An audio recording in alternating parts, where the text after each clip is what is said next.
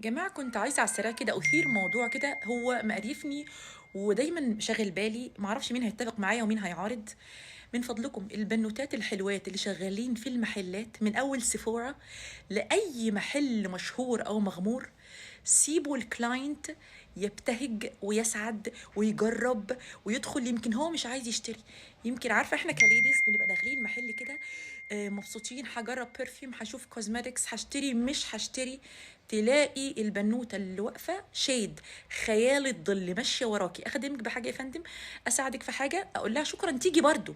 ويا سلام لو ما اشتريتيش، تقلب وشها عليكي. لو جيتي بقى تساليها في حاجه تانية، رسمة ال11.